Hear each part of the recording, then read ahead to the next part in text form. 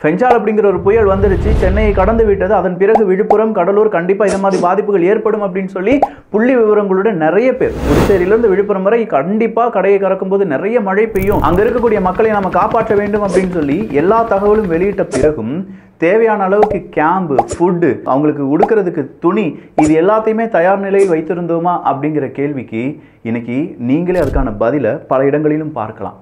ஆனால் இல்லையே விக்கி, நம்ம நினைக்கிற மாதிரி பெரிய செய்திகள்லாம் வெளியில் வரலையே, அப்படின்னா பாதிப்புகள் ரொம்ப கம்மியாக தானே இருக்கும் அப்படின்னு நம்ம நினச்சோன்னா, சார் நம்ம பார்க்காத இன்னொரு உலகம் இருக்குது. செய்திகளில் காண்பிக்கப்படாத சில கிராமங்கள் இருக்குது. அங்கேருந்து வரக்கூடிய செய்திகள், அங்கேருந்து வெளியாகக்கூடிய உண்மைகள் பல மீடியாக்களையும் போடப்பட்டு டிலீட் செய்யப்படுகின்றன அப்படிங்கிறதும் இங்கே குறிப்பிடத்தக்கது. இப்போ நம்ம போய் இந்த சாத்தனூர் ஏரி யார் சார் திறந்து விட்டீங்க, ஏன் சார் திறந்து விட்டீங்க அப்படின்னு சொல்லி அன்புமணி ராமதாஸ் அவர்கள், அண்ணாமலை அவர்கள், சீமான் அவர்கள், இப்படின்னு சொல்கிறார் எடப்பாடி பழனிசாமி அவர்கள், இவங்க எல்லாம் கேள்வியை கேட்குறாங்க. ஆனால் இந்த கேள்வியை கேட்கும்போது எதிர்த்தரப்புலேருந்து வரக்கூடிய ஒரே ஒரு விமர்சனம் என்ன அப்படின்னு பார்த்தீங்கன்னா, உங்களுக்கெல்லாம் செம்பரம்பாக்கம் ஏரி ஞாபகம் இருக்கா அப்படின்னு சொல்லி கேட்பாங்க. அவ்வளோதான். இதுதான் அரசியல்.